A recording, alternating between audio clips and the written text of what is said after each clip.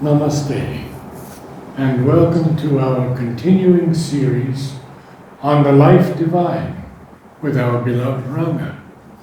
We are now in the chapter Knowledge by Identity and Separative Knowledge, page 561, beginning with the line, "This affiliation." No, this affiliation. Right. So, as usual, we will just summarize the previous para that we read last time, and then we'll go on to this, because then we get the connection. So, what we said in the previous para. Earlier, we have discussed the practical results of the entry into the subliminal.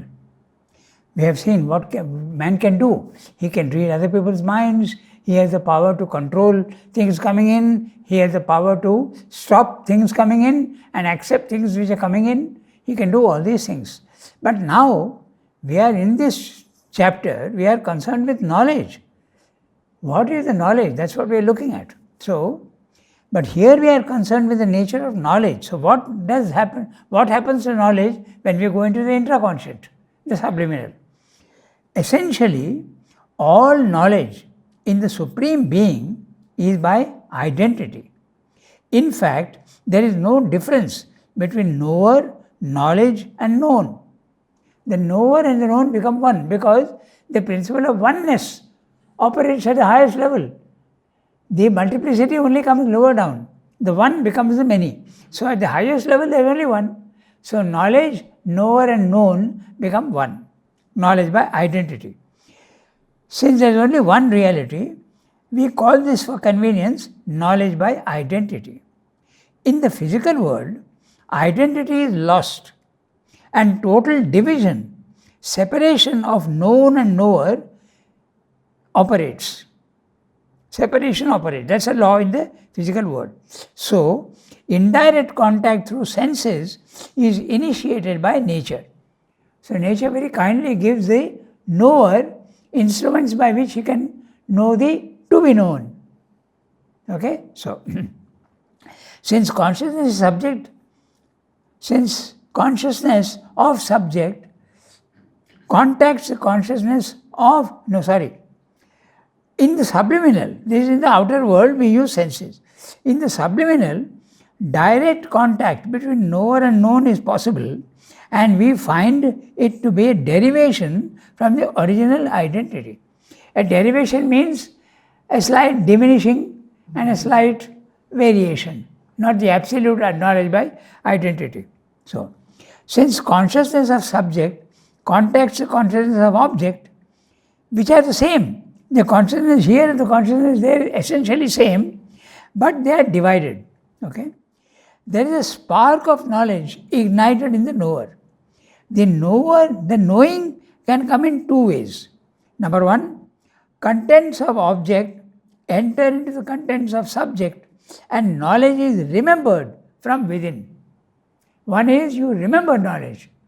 In the physical world you don't remember.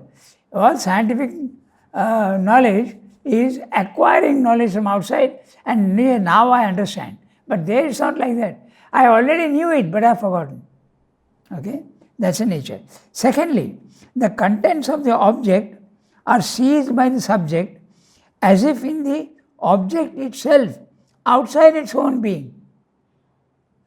So there is knowledge by identity where knowledge and knower and known become one.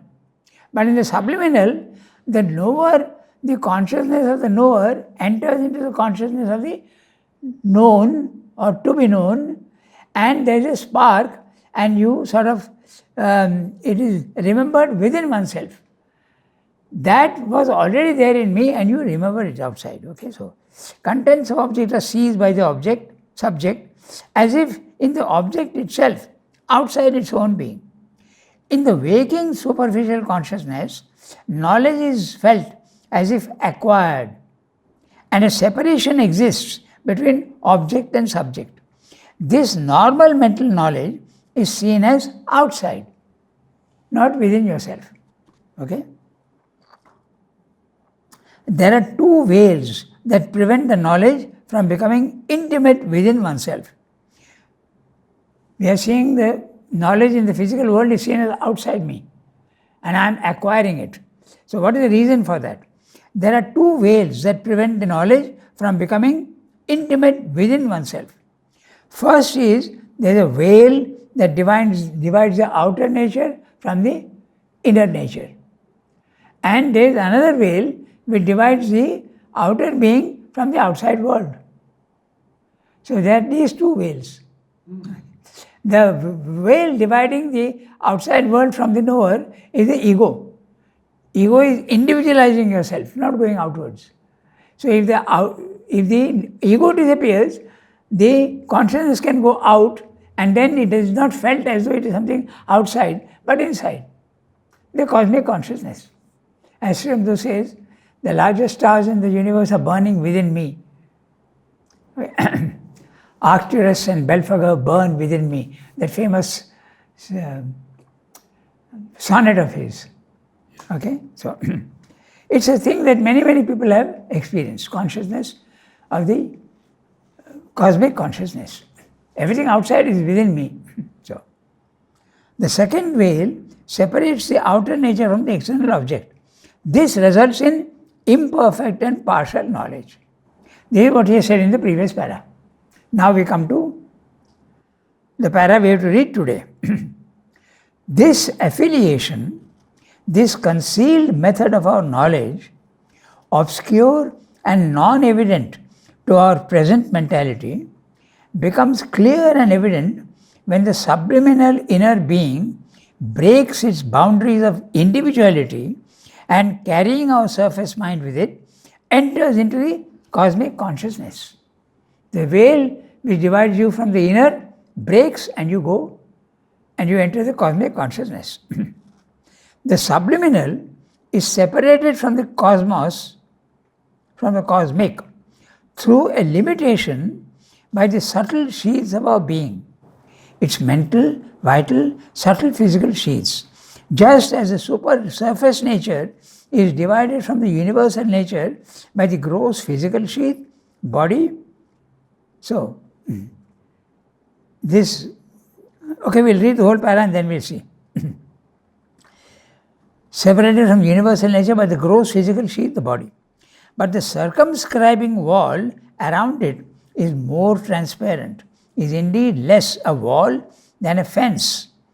The subliminal has besides a formation of consciousness which projects itself beyond all these sheaths and forms a circumconscient, an environing part of itself through which it receives the contacts of the world and can become aware of them and deal with them before they enter.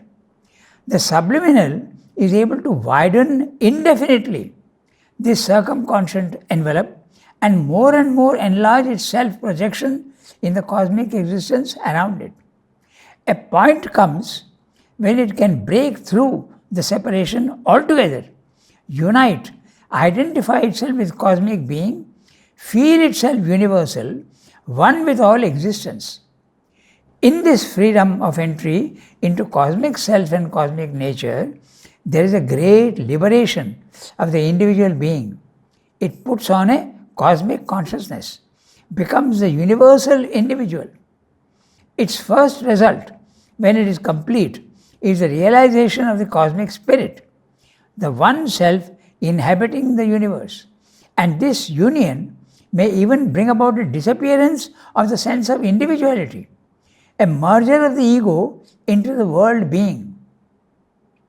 Another common result is an entire openness to the universal energy, so that it is felt acting through the mind and life and body, and the sense of individual action ceases. But more usually, there are results of less amplitude. There is a direct awareness of universal being and nature. There is a greater openness of the mind to the cosmic mind and its energies, to the cosmic life and its energies, to the cosmic matter and its energies. A certain sense of unity of the individual with the cosmic, a perception of the world held within one's consciousness, as well as one's own intimate inclusion in the world consciousness, can become frequent or constant in this opening. A greater feeling of unity with other beings is its natural consequence. It is then that the existence of the cosmic being becomes a certitude and a reality, and is no longer an ideative perception. So, we will go into detail and I will give you examples, it will become very clear.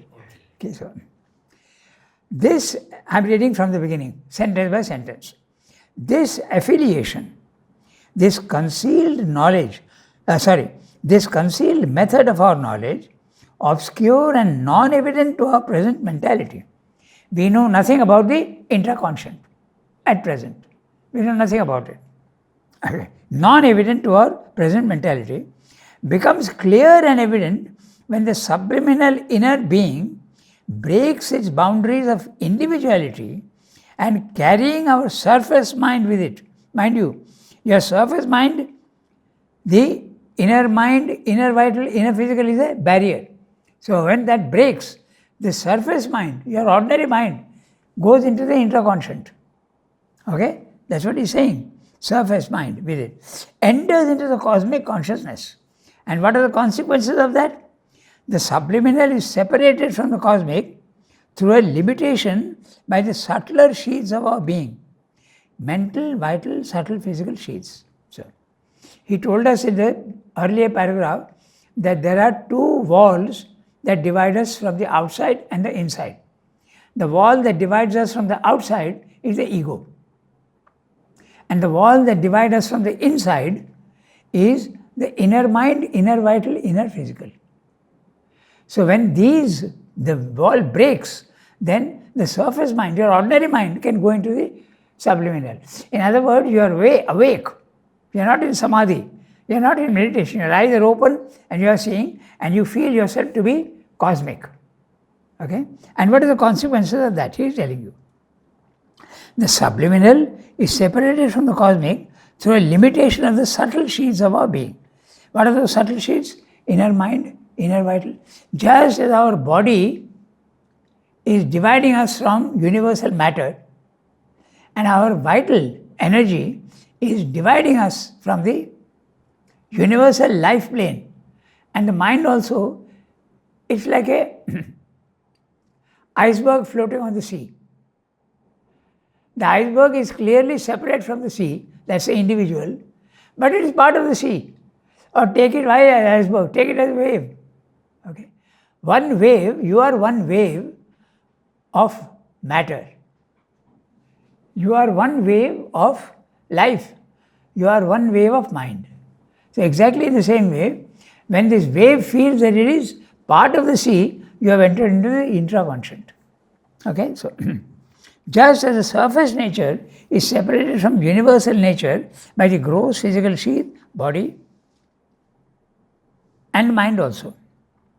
But the circumscribing wall, the wall that limits you, around it is more transparent, is indeed less a wall than a fence. So what he's saying is that our division from the outside world is very solid, very difficult to make out that I am part of the universe, because the ego is there. You are clearly separate from me, that chair is completely separate from me. So that's more difficult to make it part of yourself. But the inner being is not that separated, it's easier. Why? Because this substance is subtler. The substance itself is subtler. He's saying it's less a wall and more like a fence. Okay, so it's easier to go into the intraconscient if you are sufficiently developed. But even if you are sufficiently developed, it's not easy to go outside and feel that it is part of me. That's what he's saying. Okay, so just separate from you. The subliminal has besides a formation of consciousness which projects itself beyond all these sheaths and forms a circumconscient. So, the subliminal goes beyond the sheaths and the outside world also starts becoming part of you. The circumconscient, all around you. The circumconscient of me now is my room, this room. If I am outside, maybe 5 meters, 10 meters. But that can enlarge, enlarge, enlarge. And it becomes enlarged when you enter the cosmic consciousness. One example will make it clear. When mother is coming from Sri Lanka in a boat, 2-3 miles outside in the sea, she was entering Sri Aurobindo's aura.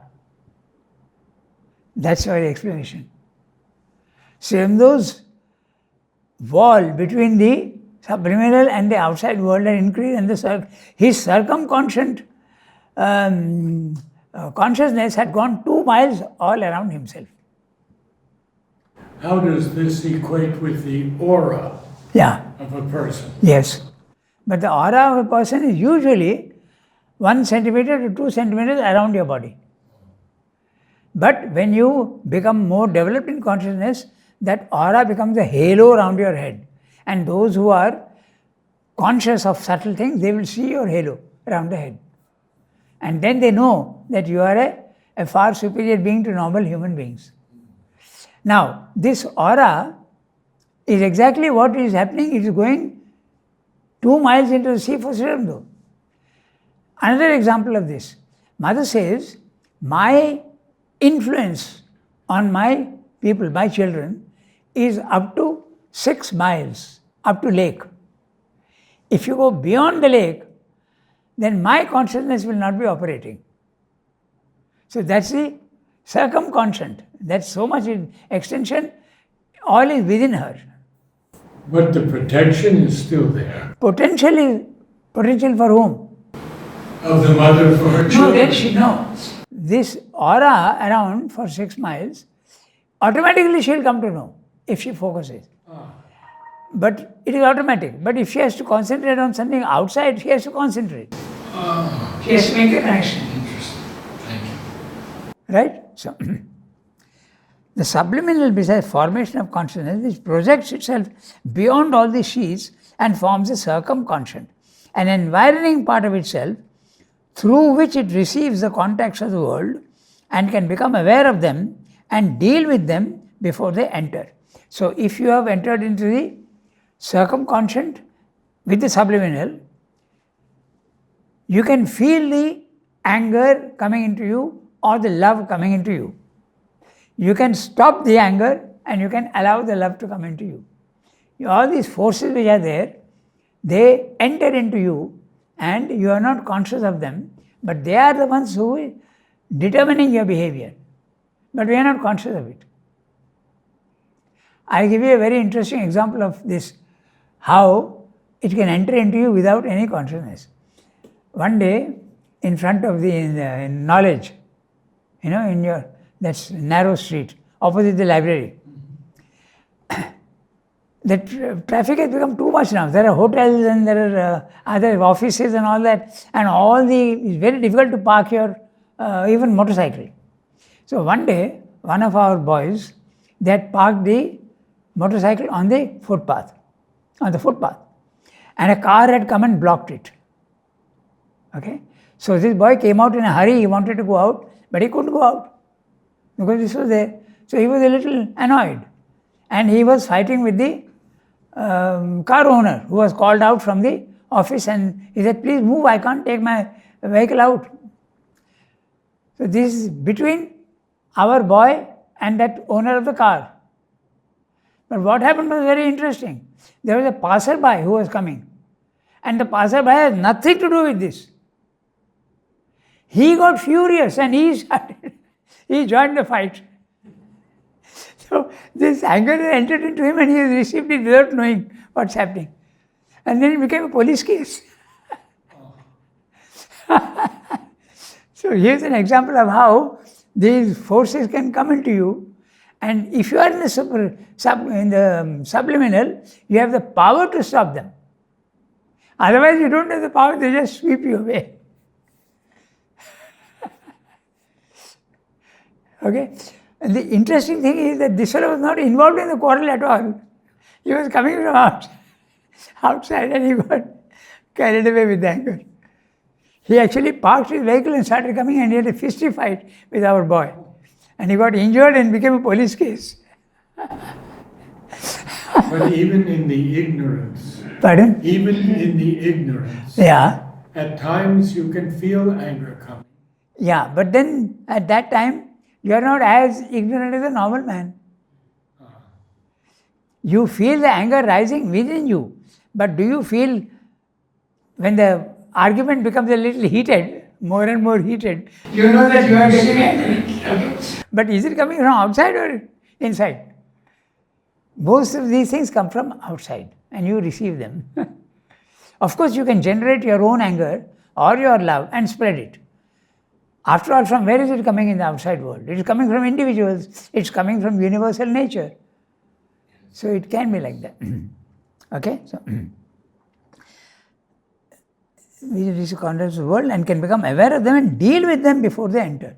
So dealing with them before they enter, you can say, yes, I want this to come into me and I don't want this to come into me. You have the power to stop them. Note interestingly, Sri Aurobido's power to stop the thoughts coming into his mind in Baroda. So that's a good example of how you can stop them. Okay, so the subliminal that we read. The subliminal is able to widen indefinitely this circumconscient envelope and more enlarge its self-projection into the cosmic consciousness around it. So everything that is there in the circumconscient becomes part of you. To such an extent that the famous example of the animal being whipped is the whip marks appear on the yogi who is standing about 100 meters away and the marks appear on his own back because that is part of him. So even the subtle physical action that way. So you can be up to the subtle physical, almost physical it is. The whip marks appeared on his own back. Okay. Yeah. So the sublime is able to widen indefinitely the circumconscient envelope and more plunge its self-projection into the cosmic existence around it. A point comes where it can break through the separation altogether, unite, identify itself with cosmic being, feel itself universal, one with all existence. So, many experiences are there of people. Jiddu Krishnamurti also is walking and there are people walking 100 meters ahead of him, but suddenly he feels that they are part of himself. I am giving only one example, but this is how also Mother operates. She, with her consciousness, she enters into your consciousness, or rather you have entered into her consciousness, and she can operate on you as though it is part of herself. That's how she is to help. In the synthesis, Sri Aurobindo says very clearly that there are three ways the Guru acts. One is by teaching. The other is by advice and personal. Okay? And the third is influence. Influence is though speak nothing, not speaking. Oh, sorry. The first is teaching. The second is example. And the third is influence. You just go into the presence of somebody and the influence changes you altogether. The famous example of Rhoda Lecoq. Yes. She came in front of Sri Aurobindo, she stood, she didn't know what is the meaning of darshan even. And suddenly she had the the silent mind. Okay? So that's the influence. So this is what Sri Aurobindo is saying, everything becomes part of you. Okay, so merger of the ego, and so this we'll read, and this union may even bring about a disappearance of the sense of individuality. You will not feel yourself located in one place. That's the individuality. But somebody will be experiencing that. I am experiencing a cosmic consciousness. Who is the I? You are not there in a body. You are not there located in time and space. You are somewhere. You are everywhere. That's a true individuality as opposed to the individuality that we normally understand as ego. The ego limits itself to the body. But when the consciousness goes out, the ego has gone And you are not located anywhere, you are everywhere. You become universal. That's what he's saying. Okay? It's a great liberation of the individual being. It puts on a cosmic consciousness, becomes a universal individual. Universal individual, you feel yourself to be the universe and there's no ego. But there's another experience also where even the universal individual disappears. That's the nirvana of the Buddhists. You become the infinite, no individuality. Okay, so the union may even bring about that period. Another common result is an entire openness to the universal energy so that it is felt acting through the mind and life and body, and the sense of individual action ceases. This is exactly what happens when you go to the self. When you go to the self, your ego disappears and you see that universal nature is making your mind think, is making your vital having emotions and your body acting. It's universal nature that is dictating terms to you. You are not the doer. Universal nature is the doer. This you realize when you go to the self. And this is one of the big experiences in yogic life, that you are not doing anything at all. Only the universal nature is acting. The difference is between the tree and you, the tree also is growing. But the tree doesn't think I am growing. Because nature is making it grow. Nature is supplying it water, supplying it air, oxygen and whatever else it needs, and sunlight. But the tree doesn't think I am growing, but you think you are doing because you have an ego. That's the only difference. But when you go to the self, outside your body, mind, life, you realize you are not the doer at all. You are being manipulated by universal nature. That's what he's saying. No? Another common result is an entire openness to universal energy so that it is felt acting through the mind and life and body, and the sense of individual action ceases. So, even if one is in the ignorance,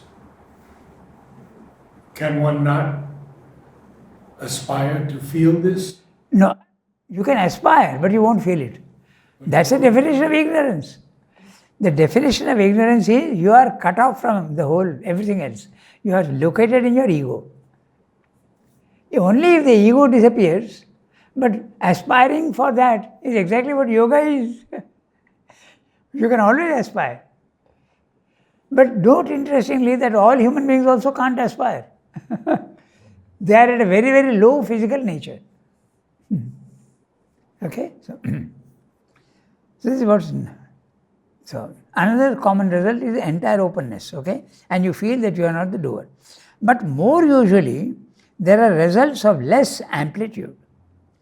You feel partly, not fully. There is a direct awareness of universal being and nature. There is a greater openness of the mind to the cosmic mind and its energies, to the cosmic life and its energies, to cosmic matter and its energies. A certain sense of unity of the individual with the cosmic, a perception of the world a perception of the world held within one's own consciousness, as well as one's own intimate inclusion in the world consciousness, can become frequent or constant in this opening. A greater feeling of unity with other beings is its natural consequence. It is then that the existence of the cosmic being becomes a certitude and a reality, and is no longer an ideative perception. It's not an idea anymore, it's not just a theoretical knowledge, it becomes a practical knowledge. But the cosmic consciousness of things is founded upon knowledge by identity. For the universal spirit knows itself as the self of all, knows all as itself and in itself, knows all nature as part of its nature. It is one with all that it contains, and knows it by that identity and by containing nearness.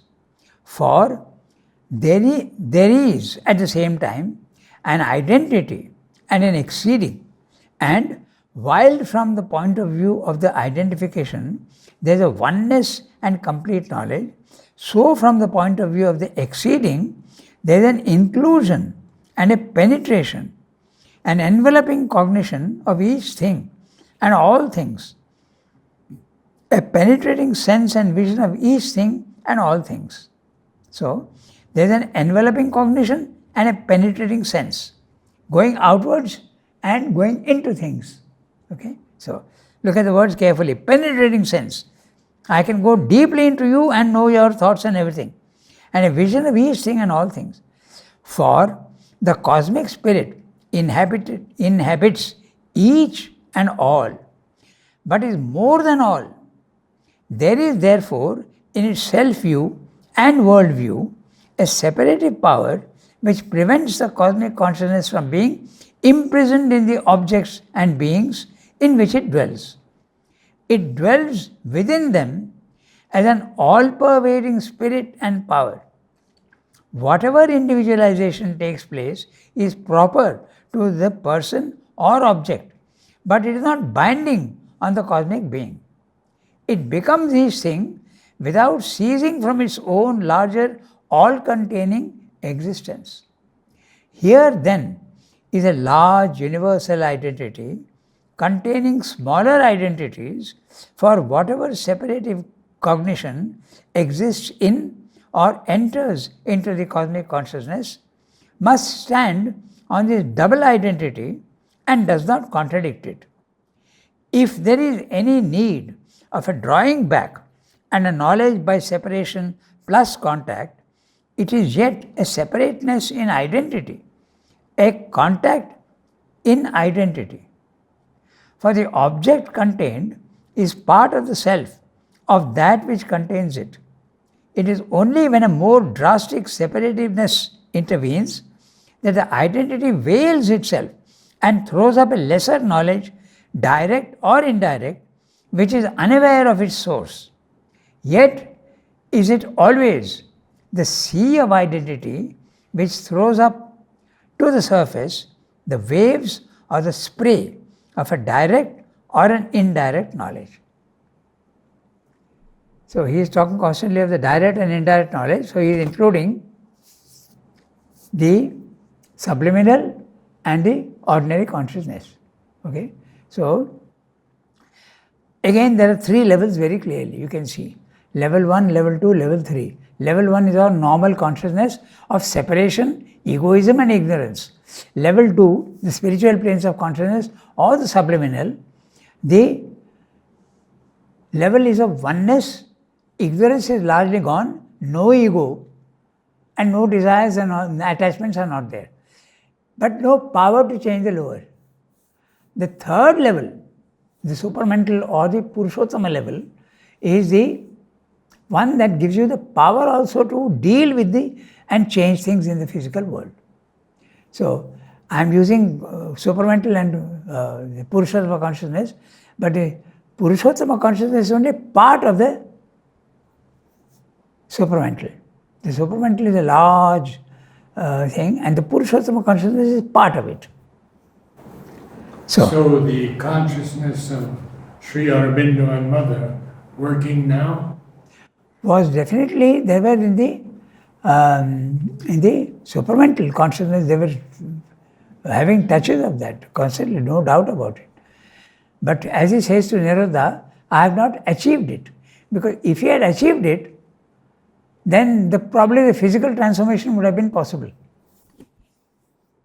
But when he wrote that I've got the tail of the supermind and I'm pulling it down, he says to Narada in a letter, the most serious thing he could say so facetiously, with great humor.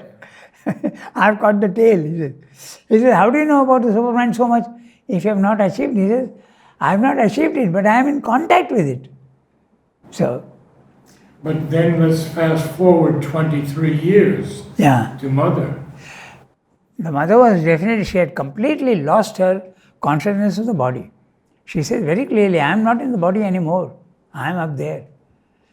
And that is the work that she was trying to do, to change her body. And she was able to do that for a sufficiently, quite She went very far in that work. But the physical body could not be transformed. But that will happen one day.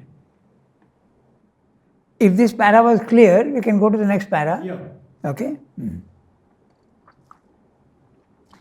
This is on the side of consciousness, on the side of action, of the cosmic energies. It is seen that they move in masses, waves, currents, constantly constituting and reconstituting things and objects, movements and happenings. So, we'll have to look at this very carefully and give an image to ourselves to understand this. Entering into them, passing through them, forming themselves in them, throwing themselves out from them on other beings and objects. Each natural individual is a receptacle of these cosmic forces and a dynamo for their propagation. There passes from each to each a constant stream of mental and vital energies, and these run too in cosmic waves and currents, no less than the forces of physical nature. All this action is veiled from our surface mind's direct sense and knowledge, but it is known and felt by the inner being, though only through a direct contact, not an indirect contact, direct contact. When the being enters into the cosmic consciousness, it is still more widely, inclusively, intimately aware of this play of cosmic forces. But although the knowledge is then more complete, the dynamization of this knowledge can only be partial. We'll have to discuss this. For while a fundamental static unification with the cosmic self is possible, the active dynamic unification with cosmic nature must be incomplete. On the level of mind and life, even with the loss of the sense of separate self-existence, the energisms must be in their very nature a selection through individualization. The action is that of the cosmic energy, but the individual formation of it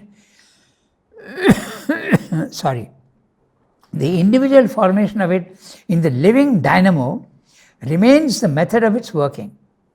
For the very use of the dynamo of individuality is to select, to concentrate and formulate selected energies and throw them out in formed and canalized currents.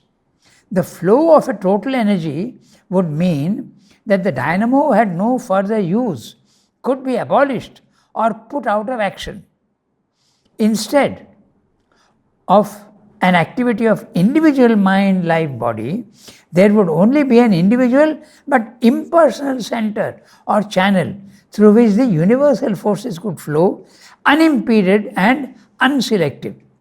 This can happen, but it could imply a higher spiritualization far exceeding the normal mental level. In the static seizure of the cosmic knowledge by identity, the subliminal universalized may feel itself one with the cosmic self and the secret self of all others. But the dynamization of that knowledge would not go farther than a translation of this sense of identity into a greater power and intimacy of direct contact of consciousness with all. A greater, more intimate, more powerful and efficient impact of the force of consciousness on things and persons, a capacity too of an effective inclusion and penetration of a dynamized intimate vision and feeling and other powers of cognition and action proper to this larger nature. And this will require a lot of explanation. So, but I'll do one thing. I don't think we have the time today. So I'll do one thing. I'll give the summary of what he's saying, and next time we'll go through in detail, because very interesting what he's saying. Okay, very interesting. We have to picture this to ourselves.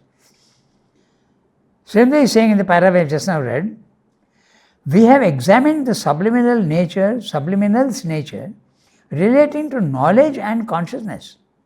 But what about force? What about action? What about movement?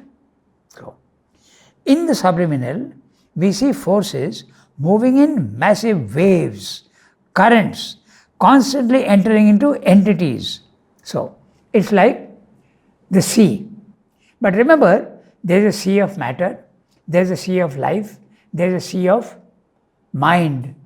Then there are other seas, Satchidananda, the 7 planes of consciousness. So each one is a sea, and each one has got waves.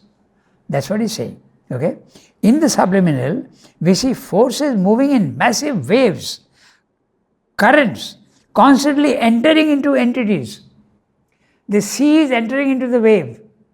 You are a wave, I am a wave, others are a wave. So the universal is entering into the individual. Okay? So he even says beings and objects. Pardon? Yeah, changing them, re-emerging themselves, now changed or unchanged. It's like the sea which is making waves, some big waves, some small waves, some only ripples. So these are the individuals. And the sea, the large sea is operating on these waves and changing them also. Sometimes it makes them big, sometimes it makes them small. So that's what he's saying. And when it is entering, it is changing them, and it comes out, and you are also part of the sea. You are also extending your waves of life and mind. The waves are coming out and going out. So this is what the picture he is giving you. Okay, very interesting. Changing them, re-emerging themselves, now changed or unchanged. This vast interaction of cosmic and individual forces moves incessantly like waves in an infinite sea of mentality and vitality. Each individual receives these forces, is molded by them, and re-exports them variously, changed or unchanged. All these mental and vital waves are mixing, clashing, shaping, being shaped. Man is normally unconscious of these forces, but the subliminal recognizes them all. If you are in the subliminal, you can see all these forces actually operating. Okay? So, this is because these are cosmic forces, mental, vital and physical, but act in the physical world through individual limited formations, the waves. You are a limited formation, I am a limited formation. Formation of what? Formation of matter, formation of life, formation of mind. Okay? Since the individual is limited, form bound, the cosmic forces become restricted, diminished, selected, trimmed to the proportionate requirement of the individual. Clear? The vast universe of matter is producing your body. The vast ocean of life is individualizing itself into your small vital. Same with all the other things. Shaping you. Shaping you. Yes. Shaping you and making you what it wants, and also after it has shaped you, you become part of the sea and you are also exporting your thoughts and waves. That's the thing. So, selected, trimmed to the proportionate requirement of the individual. If the cosmic force could act in the physical world with its native and original power, there would be no need of multiplicity. Now, this is a very interesting thing what he is saying. Okay? The infinite many in the physical world. If the cosmic force could act in the physical world with its nature and original power. In other words, when the one is coming down, it is becoming the many. But if it had the power to remain the one, individuality would not be necessary. That's what he's saying. But why then does the one become the many? Because it wants to experience the world in many ways, and there is the principle of the one becoming the many is necessary for multiplicity. Multiplicity as well as oneness, both are fundamental realities. You can't do without them. Both have to be there at the same time. Okay, so the static knowledge and power cannot retain their full effectivity and impact at the physical individual level. So when that power, the one infinite power, omnipotence comes down, it becomes individual and loses its force and becomes the individual force. And the individual Ananda, the individual thought. The one becoming the many. That's what he's explaining. Okay? Cannot retain their effectivity and impact on the physical individual level. This requires a greater ascent to a higher level of existence. So if you want to become the one, you have to climb up. But coming down, it's very difficult. But Swamdeva is saying that one day that also will be possible for the supramental race. Even remaining in the multiplicity, it will have the oneness. So that's the difference. Until now, the yoga was, if you want oneness, go up. You can't get it here. But Swamdeva is saying, yes, it is possible to get it here also. That's the thing. Thank you. Namaste. Om.